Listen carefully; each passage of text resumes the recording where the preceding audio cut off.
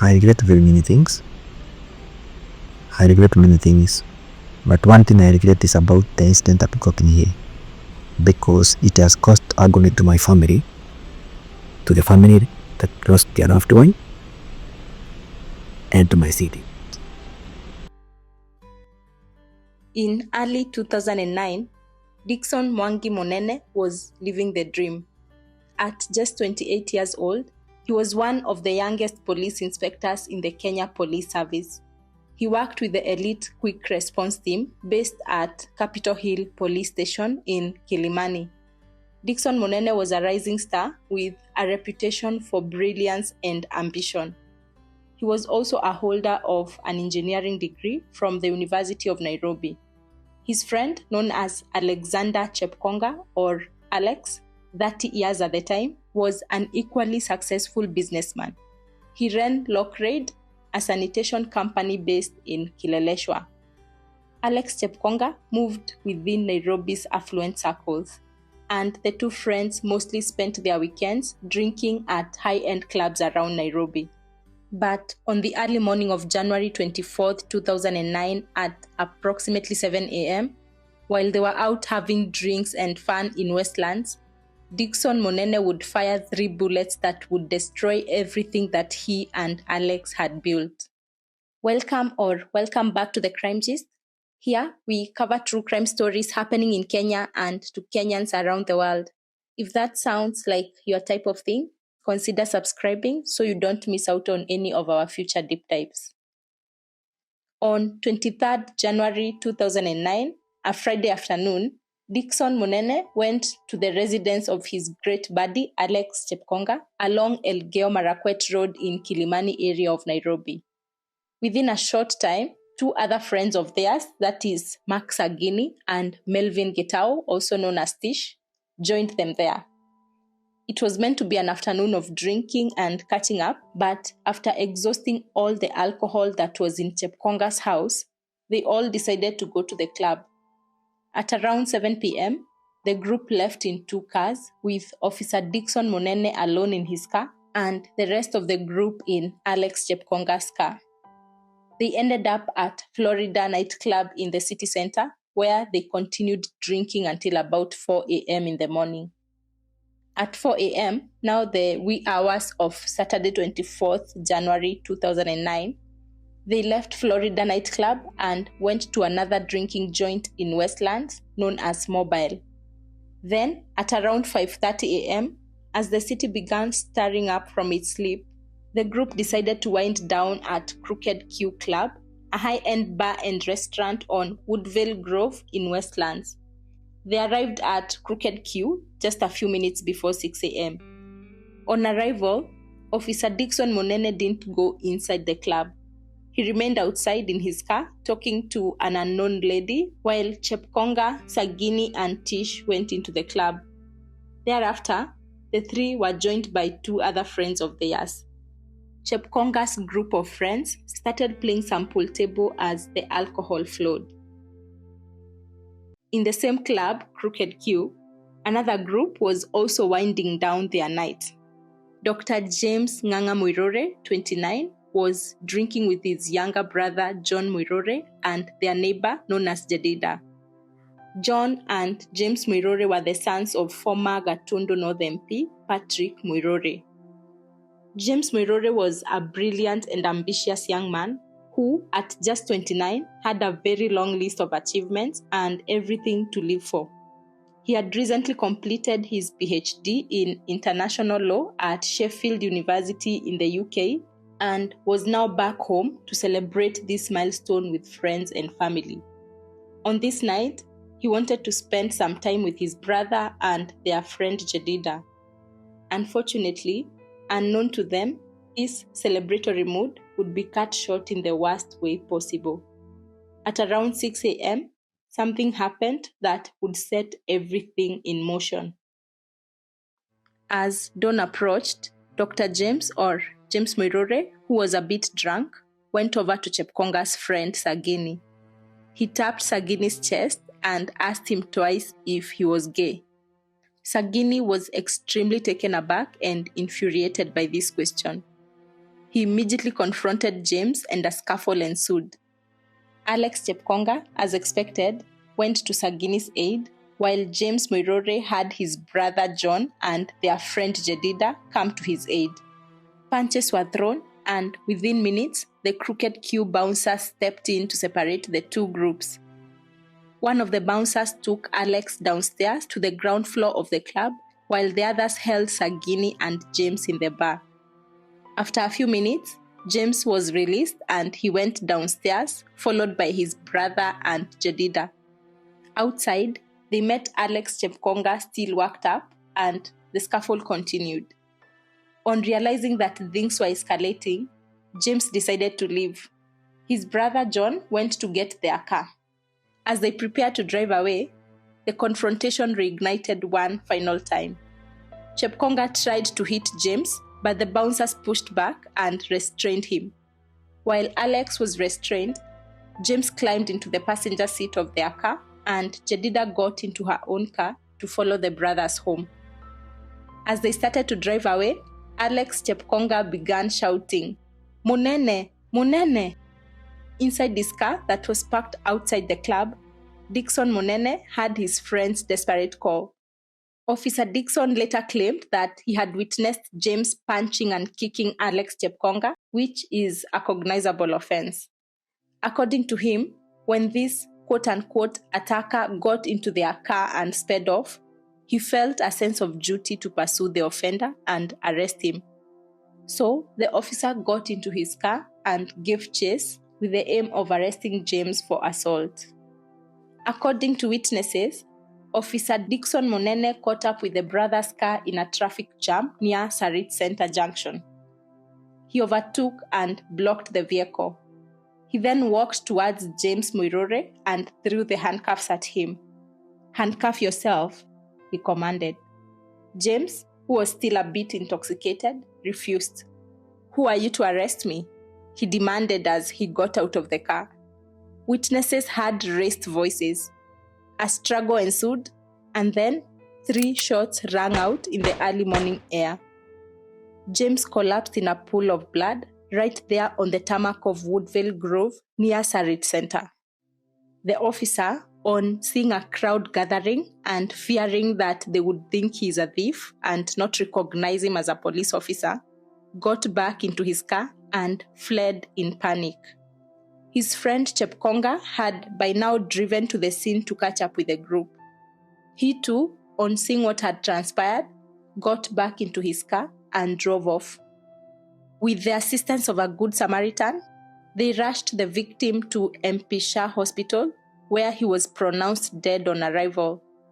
Dr. James Nganga Muiruri, a PhD holder, an international law scholar, and the son of the former Gatundu North MP, was gone. Hours after the shooting, Officer Dixon Monene surrendered himself to Buruburu police station and was disarmed. Nobody knows why he chose to go to Buruburu, very far away from his main station in Kilimani. But here's the crazy thing. His official statement claimed that he had shot a suspect who resisted arrest after robbing and assaulting someone.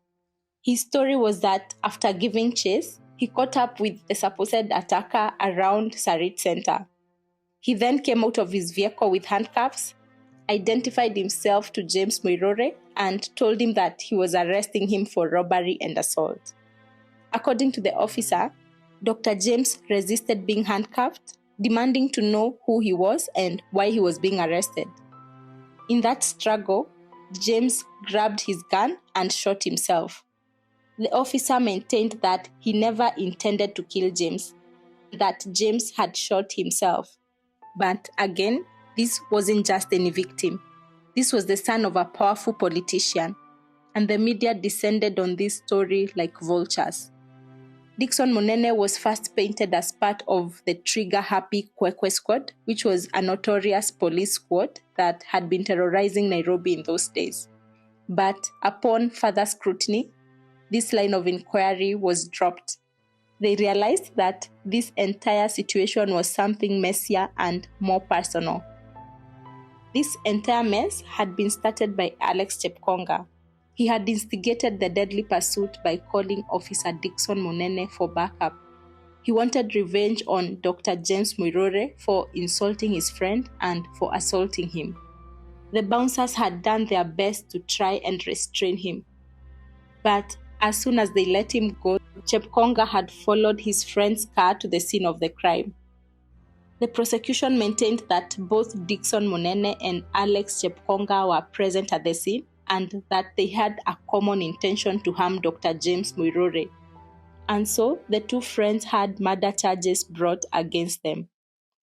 According to John Muiruri, James' brother, and Jedida, their friend, as they drove away from Crooked Q, two vehicles pursued them. One was Munene's car and the other was Chepkonga's. Within seconds, which they estimated as 20 to 30 seconds from the club, Officer Munene's vehicle sped ahead and blocked their car from the front, while Alex Chepkonga blocked them with his from behind. On his part, Chepkonga heavily disputed this timeline. He testified that while the brothers were driving off from Crooked Q Club, the bouncers were busy restraining him. They held on to him for about 5 minutes. He complained and they eventually released him. And that's when he got into his car and followed Monene to the scene to ascertain that he had managed to arrest the man who had assaulted him. On arrival at the scene, he found Monene's vehicle parked in front of and blocking the brother's car. He himself parked behind the brother's vehicle, although he said he was not blocking it. He testified that at the scene, he saw the officer and James Muiruri struggling for the handcuffs, and in a matter of seconds, he heard a loud bang, like a gunshot. He then jumped into his vehicle and drove away. However, despite this story, the judge was convinced that Chepkonga and Monene had shared the intent to harm Dr. James Muiruri. On October 12, 2011, after a gripping 2-year trial, High Court Judge Mohammed Warsame delivered his verdict. The courtroom was packed with friends and relatives of both the accused persons and the victim, as Dickson Mwangi Monene and Alexander Chepkonga were given the death sentence. The two immediately appealed to the Court of Appeal.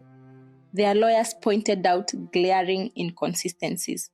For example, John and Jedida claimed that Chepkonga had pursued them too and blocked their car from behind. The two also claimed that the distance from the club to the crime scene took only 20 to 30 seconds to cover. But according to witnesses, while the brothers were driving off, Chepkonga was left behind, restrained by the bouncers for approximately 5 more minutes. The bouncers supported Chepkonga's version of events, saying that they had restrained him while the chase was happening. So, if it took 20 to 30 seconds to reach the scene, there is no way Chepkonga would have pursued them and blocked their way when he was being held by the bouncers for 5 minutes after they had left. The math wasn't working. The defense argued that John and Jedida had been drinking all night and their judgment and cognitive ability had been fundamentally impaired. To add on to that, neither actually saw who pulled the trigger. They only had gunshots. On February 28, 2014, the Court of Appeal delivered its verdict. The judges ruled that while both men may have been at the scene, they did not share a common intent to kill. Even if Alex Chepkonga had called Monene to the scene, the judges concluded that his role was limited. Perhaps he wanted to give him a few jabs in retaliation for the insult, but not to kill him. There was also no proof that Chepkonga knew that Officer Dickson was armed and would act in the way he did. And so, Alex Chepkonga was set free. Officer Dickson Monene's conviction was upheld. The judges were unequivocal in their condemnation. As a police officer, Monene could have shot the deceased in the leg if he wanted to subdue him. He had targeted his vital organs deliberately. His actions were extremely reckless, and as a trained police officer, he should have known the danger that his gun posed. And so, the judges concluded that the death sentence against Monene was justified. Inside Kamiti Maximum Security Prison, Dickson Monene faced a choice: succumb to bitterness or transform himself. At first, his heart burnt with anger. He believed the world and the system were against him. He wrote extensively about his case, producing a manuscript titled Justice to the End, in which he argued that his trial had been politicized. But over time, something shifted. Dickson Monene threw himself into education. He already had an engineering degree from the University of Nairobi. In prison, he earned an MBA in business from Strathmore University and also began pursuing a PhD.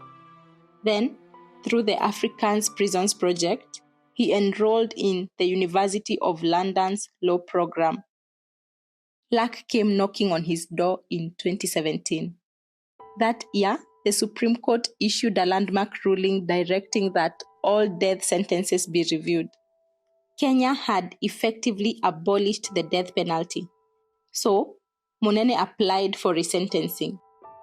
In 2018, a year later, the state was ordered to pay Muiruri's family 15 million Kenyan shillings in compensation, and on September 25, 2019, High Court Judge Luka Kimaru reduced Monene's sentence from life imprisonment to 20 years. Judge Kimaru considered several factors while resentencing him. One was the fact that Monene had been a model prisoner and had earned multiple degrees while incarcerated. 2, Monene had also shown remorse and attempted to reconcile with the victim's family, although they refused. And lastly, he had developed hypertension while in prison. All these were mitigating factors that led to the reduced sentence. But the judge balanced this against the gravity of the crime. He noted that James Muiruri's life cannot be restored. The gap he left in the lives of his family and friends can never be filled. It's a void that will remain there for the remainder of their lives. On 1st November 2019, Dickson Monene graduated with his law degree from the University of London in a ceremony held at Kamiti Prison. Wearing his graduation robe and a broad smile, Dickson Monene expressed gratitude and said he would use this degree to help others. After the ceremony, he changed back into his prison attire and returned to his cell. But there was hope now. With the reduced sentence, he would be released sooner than later. It's now almost 17 years after the shooting, and many questions still linger. Did Officer Dickson Monene intend to kill Dr. James Muiruri, or did he genuinely believe that he was making a lawful arrest? Why did he pursue James so aggressively? Was it a drunken act of machismo and misplaced loyalty to his friend? The truth is that this case was a murky intersection of alcohol, ego, power, and split-second decisions. Dr. James Ng'ang'a Muiruri was buried in his family land in Gatundu North. The University of Sheffield, where he earned his PhD, established the annual James Muiruri International Law Lecture in his honor. As for Alexander Chepkonga, after walking free in 2014, he has lived quietly since, avoiding public attention. The convict, Dickson Monene, is now 44 years old with 3 degrees, a lifetime of regret, and an uncertain future. Even upon his release, as a convicted murderer, he cannot return to law enforcement. Whether he can practice law with his degree remains to be seen. But he is alive. He has a second chance. He can rebuild, which is something we cannot say about his victim. May Dr. James Ng'ang'a Muiruri rest in peace. That brings us to the end of our story today. As usual, please do not forget to subscribe, to like, and to share this episode with other true crime junkies like yourself. Thank you for watching. I'll see you right here on the next one.